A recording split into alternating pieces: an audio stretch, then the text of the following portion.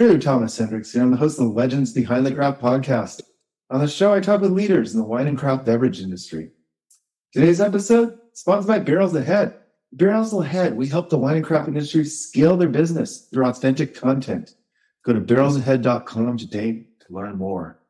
I am super excited to talk with Michael Honig. Michael is the president of Honig Vineyards and Winery. Welcome to the show, Michael. Great. Thank you, Drew. Welcome. Happy to be here. Oh, thank you so much for being on. And Bianca Harmon, our D2C strategist, is also joining us today. Forgot to introduce you. How's it going, Bianca? Going great. Really looking forward to this episode. Yeah. So, Michael, tell me about it. You took over the winery when you were 22? Yeah, I started selling the wine when I was December of 83 and I was 21. And then it took a few months. And then January of 84, I started full time and took over. Yeah. Wow. What was it like being thrown into it at that age? Is this something you were destined? I didn't know what I didn't know. It was a business that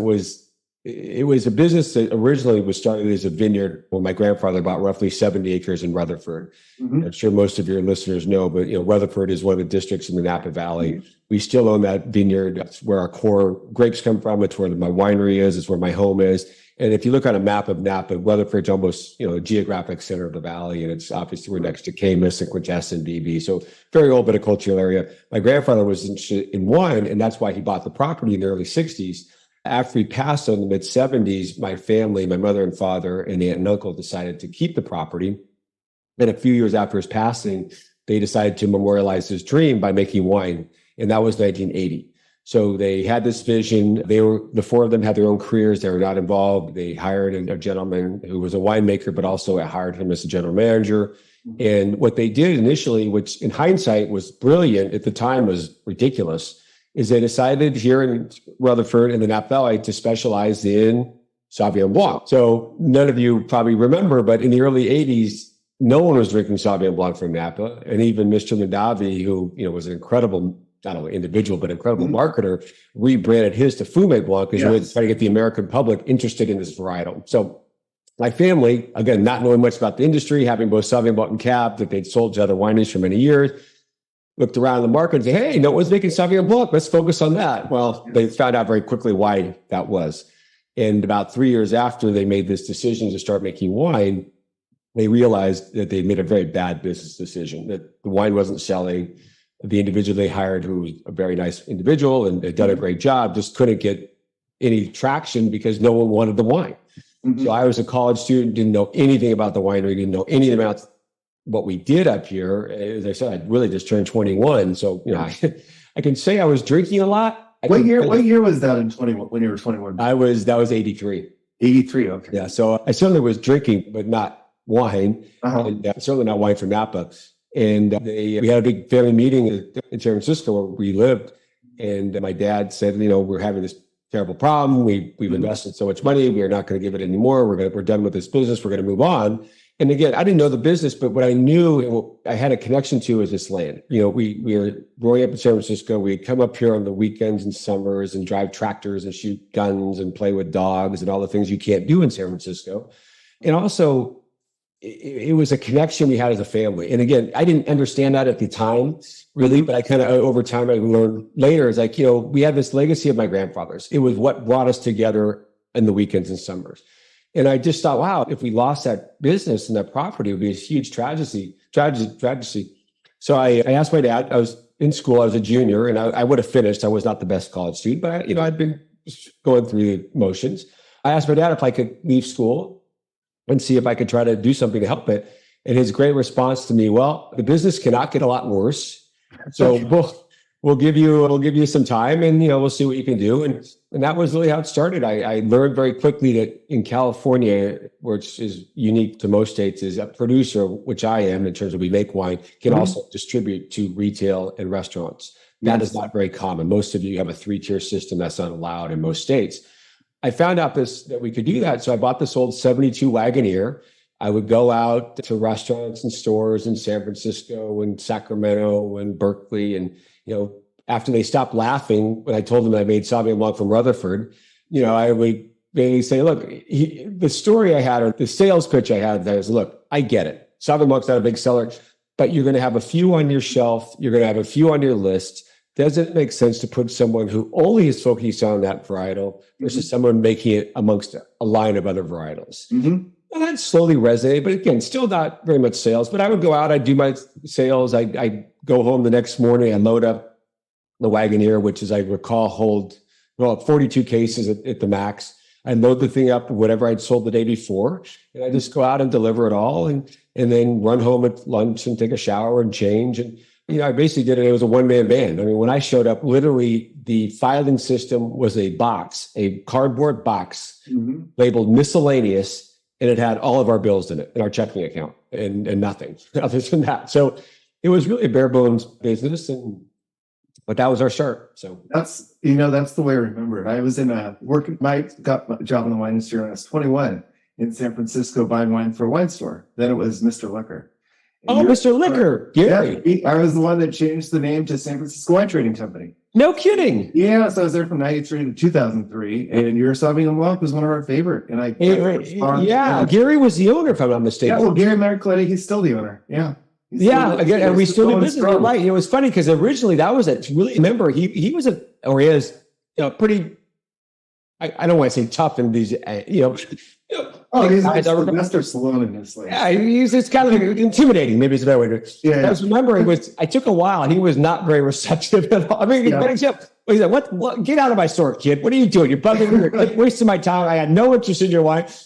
I persevered, and you're right. It's still at a great account today. Thank you. Yes, you started it off. Yours was our go-to Sauvignon Blanc, and I do remember the direct deliveries. And that was something that was unique, and as you said, it still is. Well, it's fascinating to hear that you guys were not, how much Sauvignon Blanc was disliked to where now you guys are some of the leaders in the Sauvignon Blanc industry. Well, that's the silver lining to our story is we started with something that no one else thought had any value.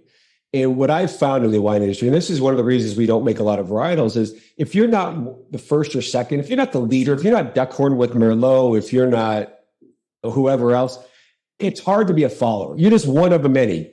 So you're right, Bianca. With Sauvignon Blanc, when it comes to people thinking about Napa Sauvignon Blanc, I do believe we're one of the first they think about because we're at the wrong time. There's a lot of great Sauvignon Blanc producers, but yeah, we're one of the first ones. So yeah, no, I know personally you are. I know lots of people that immediately go to is Sauvignon Blanc, but that's also a great thing that you guys did that other wineries didn't do is you stuck with what you were good at. Instead of trying to branch off into everything else, you were persistent and stuck with it. I found, again, I didn't know anything about the wine industry. And I looked at, I met some people that really helped. Daryl Cordy up in Sacramento, who was, still is, incredible wine talent. And he was very helpful in kind of guiding me and giving me some suggestions. He's very open with his intellect. When I saw France, and again, I nowhere wanted to emulate France, but I saw, I was like, wait, they have this area of Bordeaux that they've been making wine for hundreds of years, and they don't grow Pinot and Chardonnay. And then you have this place called Burgundy, and they don't grow Cabernet and Sauvignon Blanc. And I said, well, shit, they've done it a long time. They seem to know what they're doing. Let's just stay in our lane. And the connection between Sauvignon Blanc and Cabernet, and I'm not sure if your listeners are familiar, but Sauvignon Blanc and Cabernet Franc were crossed together to make Cabernet Sauvignon. So these two varietals have a direct connection to one another. They grow in the same soils and climatic conditions. So it makes perfect sense when you start, peeling the onion a little deeper. But also, I think because I came at it so early and I didn't know anything, and I learned very quickly that what we were good at is and what we weren't good at, and to stay in our lane. And I think some brands, and I know marketing people say, we've got to dominate the whole category and we got to have pods, all this stuff, and we've got to own every category. You're never going to go into every category. And if you're making 5 varietals, 1 or 2 are going to be doing great. 1 or 2 are going to be in the cellar. You got a couple in the middle. So you're always working on the dogs to the detriment of the ones that are doing well. And, no one's looking for a Honig Chardonnay. I can tell you that. No one needs a Honig Merlot. So we stay in our lane. We do what we do. And we don't have blinders on naively, but we kind of even go our own direction. I was with another producer who makes a very nice Sauvignon Blanc the other day. And I go, oh, yeah, you guys, I think your Sauvignon Blanc is good. I see it out there. I go, yeah, do you guys pay attention? He goes, Michael, yes, we pay attention to your brand and a few others. I'm like, really? Well, that's kind of flattering, but it's like, I just, not naively, but it's just, I kind of do my own thing and it works for us. So, but yeah, my joke is if you ever see Honig Chardonnay, you're going to know that I'm dead. You're going to know that my fourth generation did not like my idea. That's great. So, Michael, since '83, talking about the Honig brand, how has it evolved? Well, I'm in my office right now and I can see the evolution. So it started out as a vineyard name, which was just HNW. And then it became in the first or second or third bottling, Louis Honig, which Louis was my grandfather. Mm-hmm. So that was and when I took it over as Louis Honig, my grandfather, who was, again, our patriarch in some respects, we were incredibly proud of his success and what he had done. He gave us this great legacy. But over time, I realized that no one knew my grandfather, at least in the context that he had an advertising business that my great grandfather had started. Mm-hmm. So no one knew him in this context. And I realized that the Honig was the brand, and I was a Honig. My brother Steven's a Honig. We have other family members involved. So I decided, and I can't remember the actual year, to take off Louis and just to put Honig as became the brand. And then we talked about Louis on the back label, and that's kind of and then the other thing we've changed, I'm looking at my old label. The other thing we did is the original label was a view looking out, actually, of a barn that was converted into a home that my aunt and uncle have on our property, and kind of these cathedral windows, and kind of, and it was done by, I think it was Earl Folland, or a local artist at the time, who came and did the drawing, and we loved it so much we decided to make it a label, but it's one-dimensional. So over time, we said, you know what, is there a way that we could separate and create a visual on the inside of the back label? And by doing that, we made it something that was very three-dimensional, very tactile. I'm going to see if I have a bottle, because it'd be easier if I had a bottle to show everyone.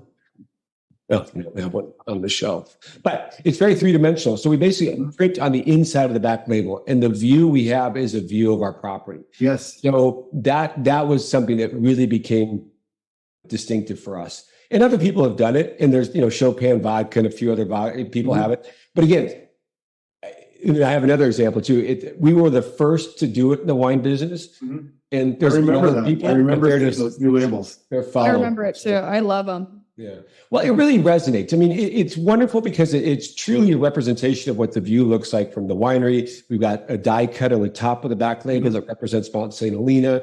So it creates something that's tactile. So, you want people to pick up whatever the product is. And if you can make something that's interesting and thought-provoking and makes people kind of look, they grab it. If they picked it up, they almost own it. I forget, there's such a statistic I read years ago that a customer picks up an item, 80% of the time they put it in their basket or whatever. Yeah. So old wine selling trick, put the bottle in their hand. Put a bottle in their hand. So that resonated. And then over time, we came up with our artist, we were using a gentleman named Chuck House to help with label design. He had an idea of using a queen bee, because Honig, my last name, means honey in German. So that was something else we become very well known on the label as it's a Napoleonic, and I say Napoleon had on his coat of arms a queen bee. So basically we lifted that looking bee. So it's not like a bumblebee. It really looks a beautiful, elegant bee. And that's become our trademark as well. So again, other people have used bees on their label. Other people try to copy that, but they're just copying what people know as Honig's original idea. That's right. No, the bee. So the label and the brand aside, being the gold standard in Sauvignon Blanc, how is the Sauvignon Blanc in your terroir and the way your wines have been made, how has that evolved from just people getting a conception of it in the 80s to where it's really just dominating the category right now? Yeah, so originally it was all estate. It was off my Rutherford vineyard. Also, it had a pretty heavy oak component at the time.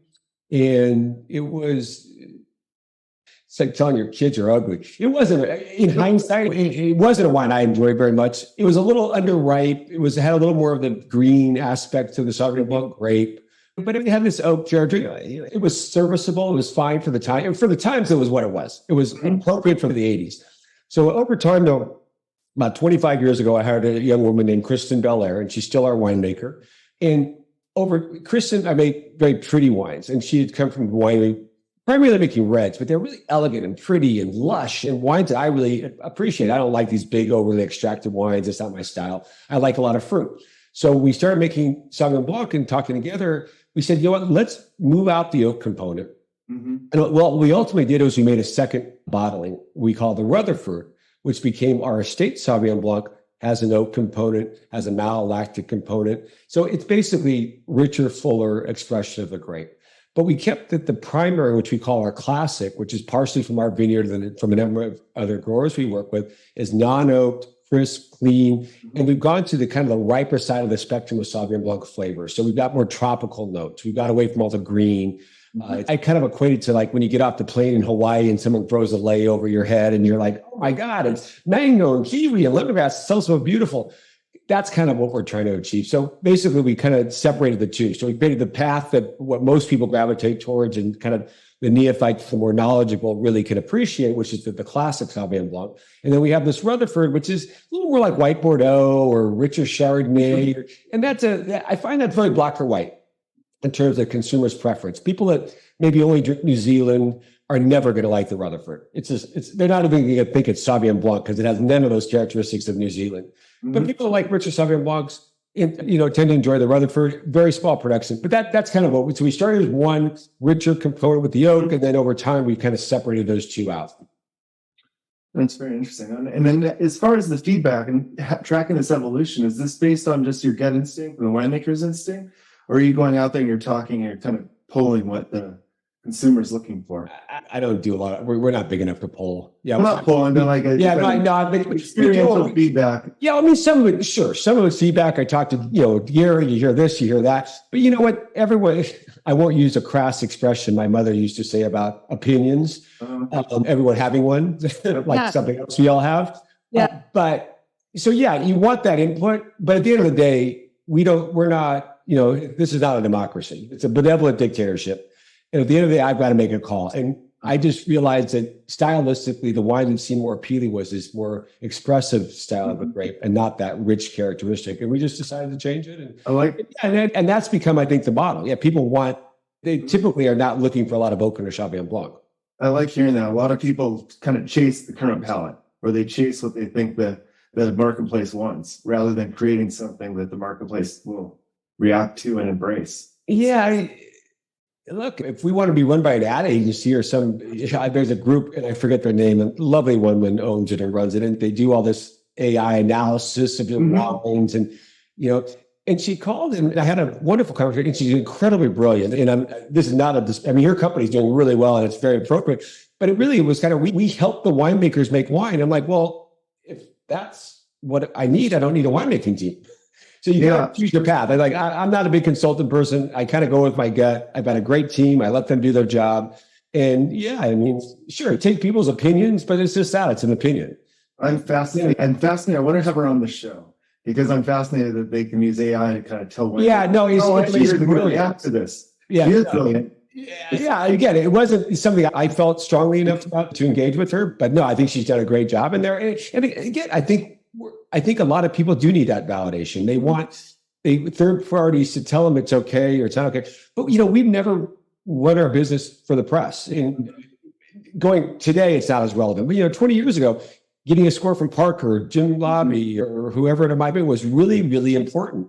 But what I saw about that is like, you can live and die by the press. And we get nice scores. I'm not just, it's not like we get 80s all the time. We've got wine of the year, and we're not in the top 100 a couple of times and all that stuff. But I found it is you can live or die by those scores. So let's create a brand that people want to buy because they want to buy it because they like it. Yeah. And the bbest example I can give is when we did have twice, one of our Cabernets in different years were on that top 100 list. I would get people calling me, oh, I want to have, the 21 vintage. Oh, well, I'm sorry, we're sold out, but we have the 22. Oh, no, I don't want that. Well, it's like, well, you're not a loyal buyer. You're just buying on a score. So those are fickle buyers. Those are not buyers that create a generational business for my family. No. Those are buyers that buy because they think it's appropriate because it's like a suit or a car or a watch. That's what people are telling them to buy.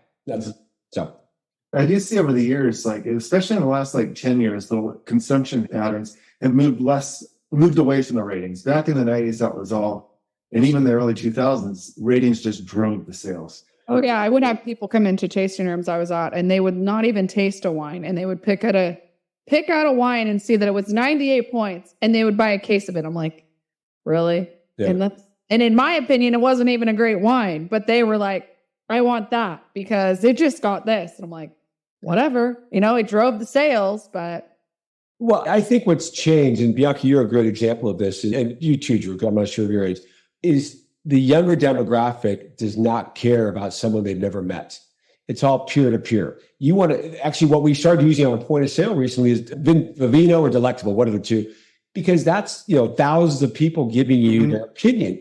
And it seems like the younger demographic, they want to know what their friends are drinking. They could care less what some guy that they've never met is drinking in some office, wherever. They want to know what their friends are drinking last night and where they were. And so, again, I think it's even less, and I'm not dismissing the Wine Spectator or Parker, but again, I find those are less impactful than they used to be. And everyone's got a 95 or a 92. I mean, somewhere, someone has given every winery in the world a 90 plus. That is true. Well, you could probably find any reviewer, like eventually, whether it be Robert Parker or something, you could find somebody to give your wine a 95 if you wanted to. You would know who it was from. Yeah. So again, I think probably, again, a lot of my experience is based on what I learned early on and how I perceive things as a 21-year-old versus, now a 60-year-old. And at that time, I said, oh, yeah, why, press is great, but who are these people? Why are they writing about wine? And also they were writing about, early on, we're just doing Sauvignon Blanc. So I think where we've been successful is being as close to the market as possible. We still self-distribute in California. That's now 4 people that do it. I still have some accounts. So by being as close to the market, we've really, I think, benefited in terms of knowing what people are looking at, knowing why they're buying our wine, knowing that they have a relationship with me or my brother or our sales reps that we've had for decades. And that's, again, they have a lot of things to buy.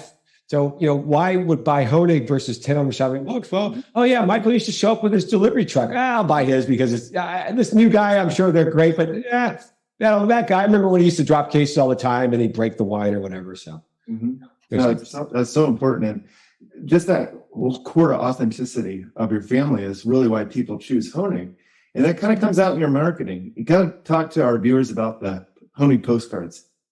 Oh, yeah. So that came out of necessity a long time ago. I wanted to do a mailing piece. Something had happened and we had made a change on a national distribution level. And I was worried because of the way the company was commenting to the trade that we were perceived as having a big challenge. So I had this idea, why don't we do a postcard we had a new building at the time. Why don't we do this postcard and we'll kind of talk about the new building and how we're excited and we're moving forward and kind of focused on moving forward is our mantra.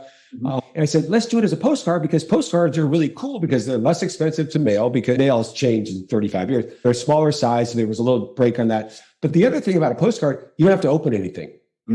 I said, and let's make it engaging enough or visual enough that people say, oh, I like it. And then they turn it over. Oh, Honig, you're cute. Again, we're not going to recreate the world or wheel here. This is just kind of a little way to show people there was a personality, that we are different, that we weren't just some corporate brand, that we had a relationship, and that we are okay, because ultimately we started kind of poking fun at ourselves and spoofing different things. Like we had one card was a rock video card that we were spoofing Spinal Tap and rolling shows. One was we spoofed the old CK ads of these emaciated models in black and white.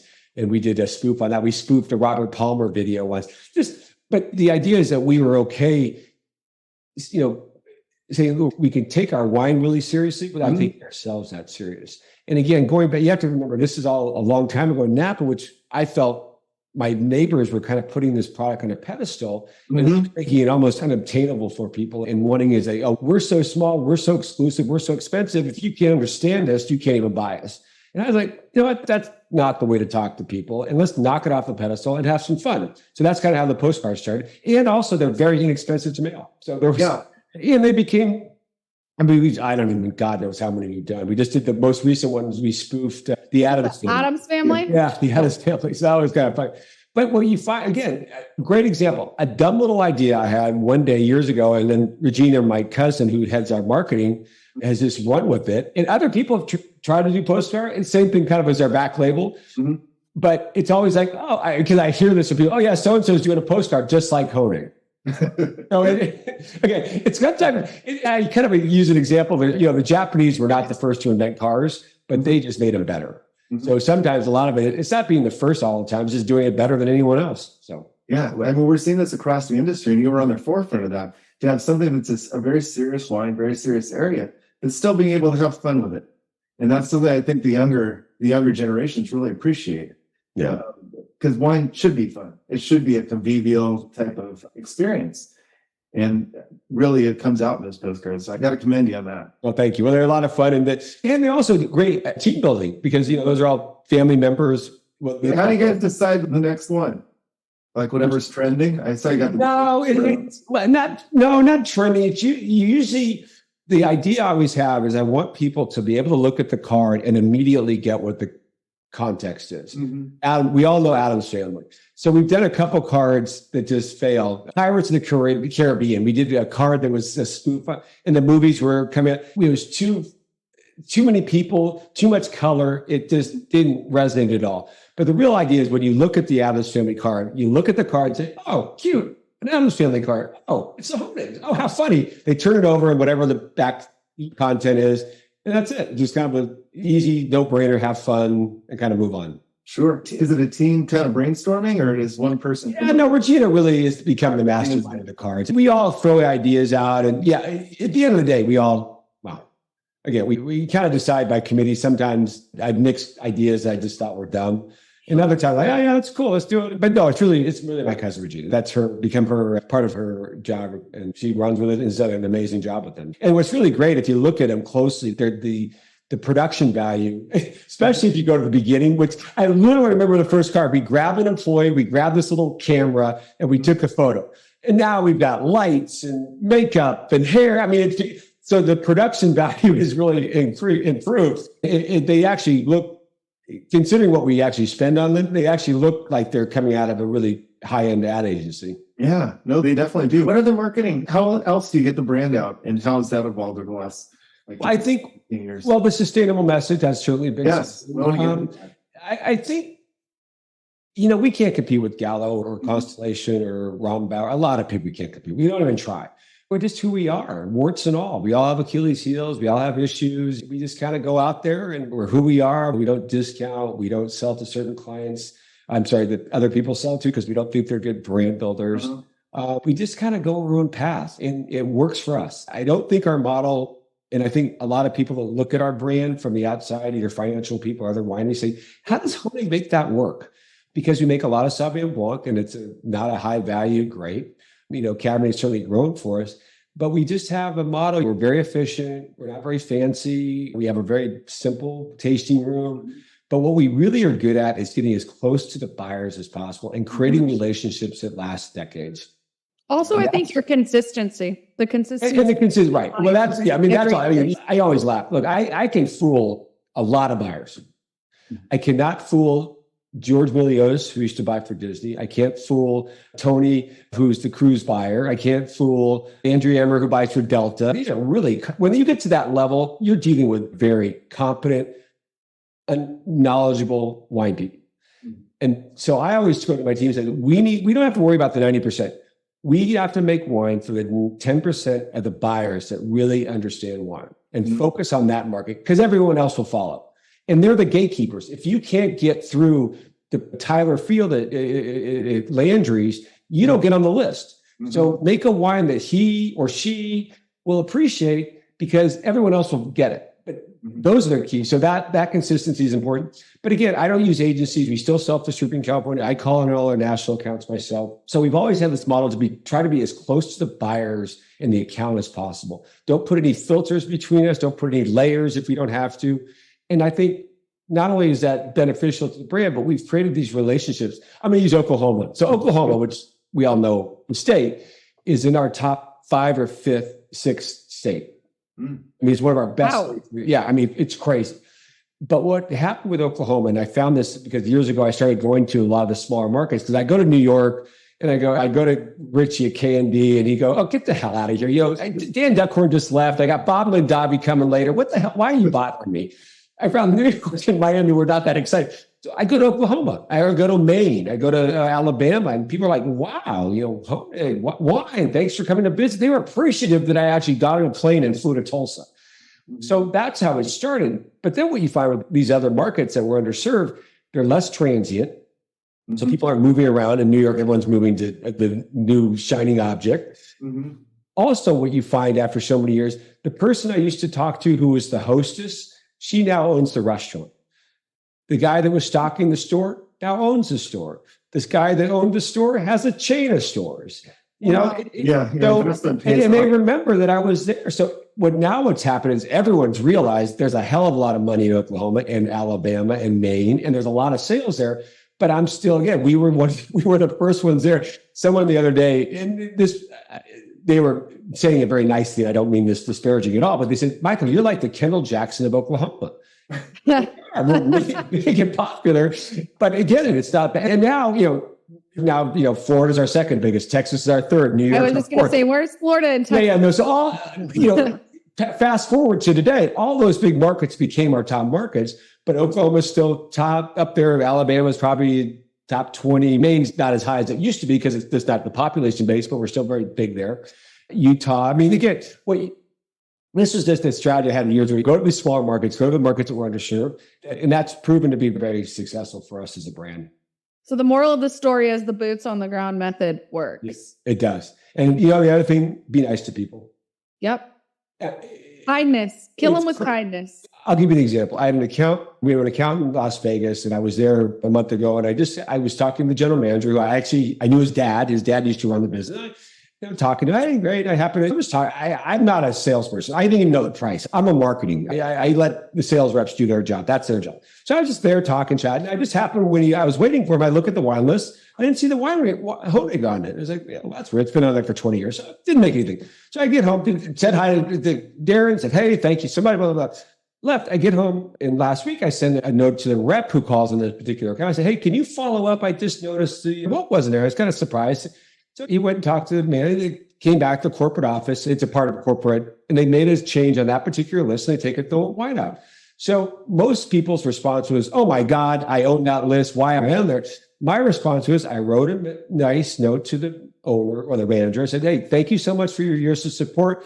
You've been great. We love you so much. Look forward to seeing you in my next visit. Nothing. And that's being able not to complain and bitch and thanking people for what they've given you and not always asking for more. I'm going to tell my kids this too, as well as being empathetic.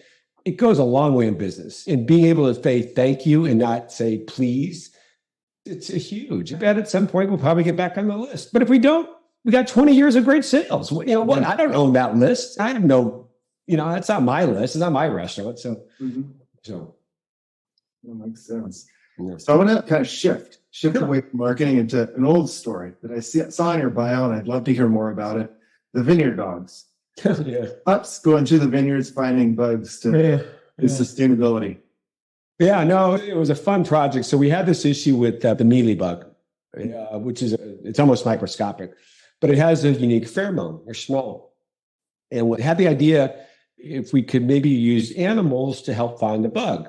And I was able to go to an organization over in Santa Rosa that was training dogs for service work, primarily paraplegic and quadriplegic individuals that were needing help with and using service animals for their lives. And I went to Bonnie Bergen, the head of the institute at the time, and said, hey, do you think you'd be interested in this project if we come up with some money? Because about 80% of a dog's brain is devoted to scent and smell. So she was willing to let us use some of in this work. A lot of the dogs, they're incredibly beautiful, amazing dogs, but it's a very high level job they have. And I forget the specific, only about 10 or 20% of the dogs actually make it, but they've got all these other litters. So I said, look, you think you could give us a couple of the dogs that probably aren't going to make it to the service level that we could use for this project? And they were willing to give us some dogs. And after about a year and a half of training to find the specific scent, we were able to get the dogs out in the vineyard, and they'd run through the property. And when they came upon the smell, they would stop and bark, which was how they announced that there was the smell there.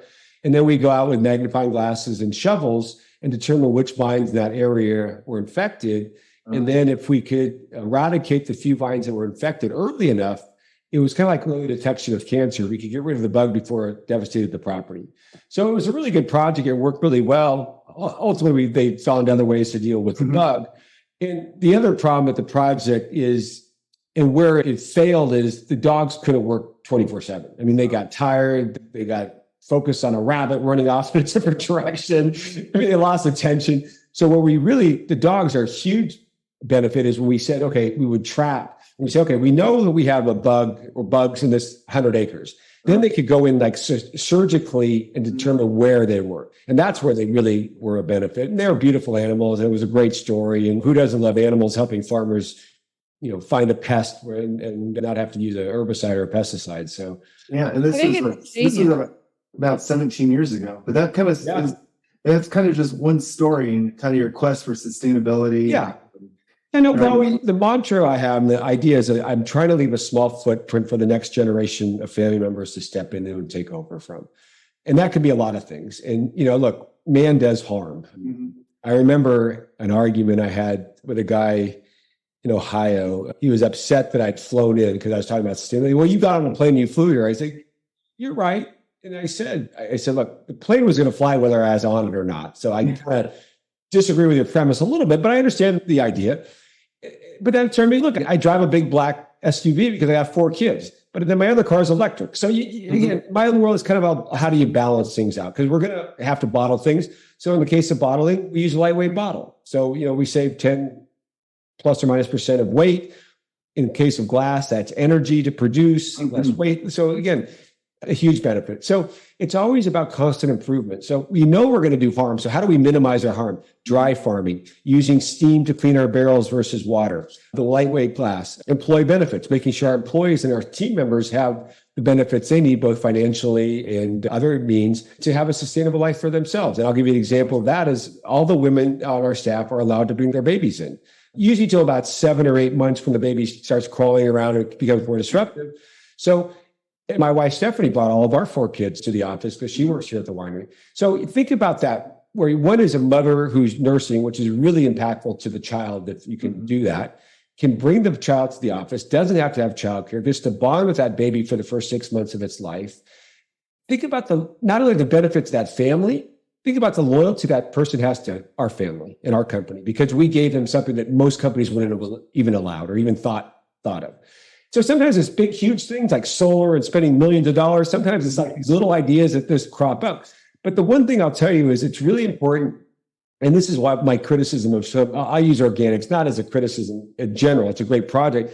But sometimes you have these programs that you get certified and you've done it. It's like, okay, we're certified. We've done everything we need to do. I love the constant improvement idea. So that's why we're involved with something called California's Sustainable Grape Growing, CSWA, California Sustainable Grape Growing Alliance, because it's always about constant improvement and not becoming complacent. And the best example I can give you is this last summer, we're sitting around looking at the packaging, and I asked this staff, I said, why do we have foils, the little enclosure on the top of the label? And he said, well, because we've always had it, it's artistic, it's decorative, blah, blah, blah. I said, well, okay, that's all right. But you know why foils were originally on bottles?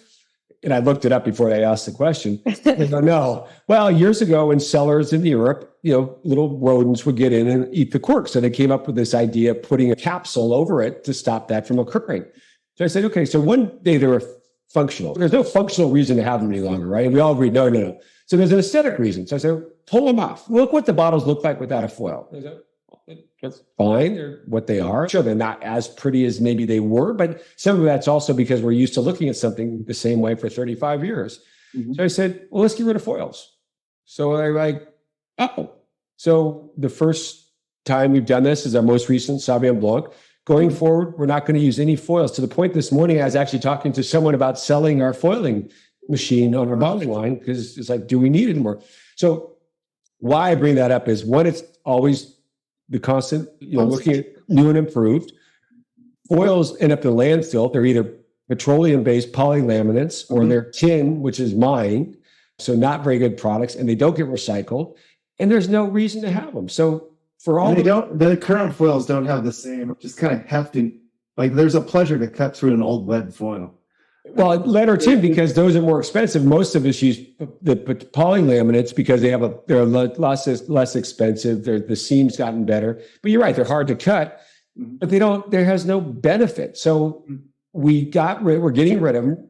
There's other brands that have done it, not as high a value as ours. A lot of less expensive wines I've seen have done this. My contention is, in 10 years, if we're right, the wines with foils, they're going to be the oddballs. It's like, why do you have a foil? And no one else has. Well, what's cool too is if you're using a cork on clear bottles, now you're kind of looking through, and the cork, it's actually, I think, even prettier sometimes because you see this beautiful cork when you're looking through the bottle versus a foil cap. Sure. Well, what we've done is we've used the cork as a marketing opportunity. And that's what I mean. BEE sustainable. And we have our little symbol there. So yeah, you're right. So now we've actually turned to a positive. So that's all great for the society. That's all great for the small footprint. But the other thing, and this is what I love about sustainability, it saves us 6 figures. Wow. Which, yeah, we're spending 6 figures at least. I'm not going to say dumb because I don't want to criticize the people that make foils on a product that we really don't need. But that was, again, we could have said, wow, well, we've always had foils to keep on. But that's what I'm always pushing our team is constantly improving, constantly looking what's better. Where are we going? What about this? What about that? And that's important. So that's I think another reason why our sustainable message has been so strong is because it didn't stop 20 years ago. It's continuing to improve and grow. Oh, that's fantastic. Yeah, I remember it was about 6-7 years ago, and I'm a big fan of Stoltman's wines down in Santa Barbara. And they went through and eliminated all their foils. The first time I saw them, at first it looked odd because there was only one, but now it's just the standard in that winery. Yeah. So, no, great idea. And I love not seeing how some wrestle with just putting like a little wax drop on the top, like it needed something. And even the we talked about that. It's like, well, that's why. One, I hate wax. I get so annoyed with wax. And two, it's like, why? If you don't think you need something, it's like are you pregnant or you're not pregnant? You can't be half pregnant. So if you're going to get rid of it, don't put something else because that's just defeating the whole purpose. It's all an aesthetic. It's all just for an aesthetic, and there's no point. So that's kind of, and so we're always looking at regenerative farming. We're looking at electric tracking, and some of the stuff we look at and say, you know what, solar, for example, years ago, because I looked at solar a long, long time ago. It didn't make any sense. And then in 2006, when we kind of revisited it, it made a lot of sense. And we put in a big installation, I think the biggest one at the time in Napa. And now that installation, actually, we're decommissioning, and I just signed a contract for the second generation that we're going to be installing. So we're on our second generation of solar when a lot of firms are looking at their first generation. That's fantastic. What other exciting projects can you share with us that you have on the horizon? I'm pretty boring. My project right now, to be quite honest, is getting it ready for the 4th generation. I committed to my family 20 years ago to be the caretaker for my generation. And we made a commitment as a family to get it to the 4th and 5th generation. And currently we have 4 of our 4, I call them kids, they're 20 to 30, but we have 4 of our 4th generation young people, I guess, working at the winery now. So no, it's really the next 20 years is getting it ready to move to that generation. Management-wise, and we all facets of our business. I mentioned Kristen Belair, who's been with us 25 years. She wants to, over time, she's not going to retire anytime soon, but she'd like to have a little more time to help her aunt and do some other projects. So Ashley, her assistant, who's been with us 10 years, knows that she will be taking over for Kristen when that time comes. And we made it very clear to her because I don't want her to think about going somewhere else. Mm-hmm. So it's not just my family that we're looking at. We're also looking at our staffing because we've had people that have been here for decades. They're going to want to change at some point. So we're kind of looking at how do we backfill the winemaker position the same way we're going to backfill, the management positions. So that's really, you asked the question, that's really my goal. It's a difficult industry in the sense that we're so vertically integrated. We're farmers, we make wine, we have a retail operation, we have a wholesale division, all the wine club, all the different things. So, it takes a while to figure out, I think, who's going to be the person that might be able to take my role, but that's really my mandate for the next few years. It's an exciting position. It's exciting to be in that position. I know it is. It feels really good. It feels good to know. It's weird. I've started when I do presentations to people saying, I just want to mention we're not selling. And it's kind of a weird thing because it's a personal thing. And I don't want people to think, how much money do you make? It's not relevant. It's not important. Mm-hmm. But I've only mentioned it because I think you've already started to see the sales. And I know there's going to be a lot more coming. And I can't tell you the brands I think are going to sell. It's not relevant. But if you look the industry, you've got a lot of people. I'll use brands that have sold. There's ones that just recently, let's use, it could be, I'm going to use Heights. Heights. I was just about to say Heights. Yeah. Great brand. But, who was going to take it over? Catherine and her brother were getting a little older. And I find oftentimes there's either not a next generation or not a generation that's competent or interested, big assets, and they get sold. So I've now had to I've started mentioning in my presentations is, look, I just want to let you know, we're not selling. We had offers. We could sell if we wanted to. But we want to let you know because you're going to be dealing with my heirs at some point. And I want you to know, so there's a stability because our businesses are based on generational brands. we're not fly by night. We're not some software company that's here today, gone tomorrow. We're not, there's a substance. And also it's a brand. We're not just a brand made up from an ad agency. There's vineyards, there's all the things we have. So I've been telling people, look, just so you know, we're here for the generation. I've got these 4 kids that are already involved. And it feels good to be able to say that because I believe it and it's going to happen. But I just know we're going to be the exception, I think, in the next 10 years. Yeah, I hope more multi-generational families just stick with it, and there isn't this consolidation, or there isn't this just corporation of it. Again, I know what we're doing. I can't speak to other people, but I know where we're going. So, and you're putting in a clause, right, that one of your 4 children can't sell it too, right? We've made it very complicated to do anything. Trust me.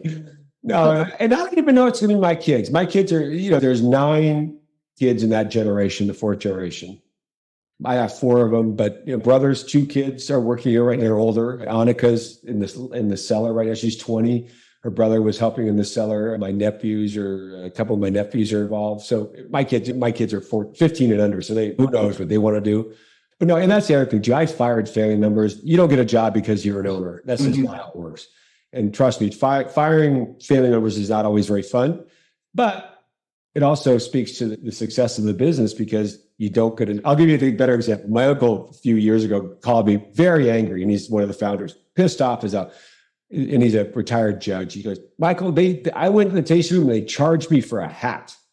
I'm like, okay, so, well, I don't know. Why do I have to pay $8 for a hat? And I laughed. I said, they only charged you $8. They should have doubled it. He goes, what do you mean? He said, I go, Danny, what message are we sending to the team? If you as an owner walk in, grab what you want and walk out.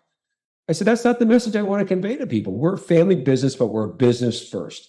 And damn it, you pay for anything you get because I'm going to make our employees pay for it and our customers certainly pay for it. So no one gets anything for free. And that's why the family supported me when I've had to fire family members. It's like, I'm not doing it because I'm mean. I'm doing it because they aren't competent and they didn't do a good job.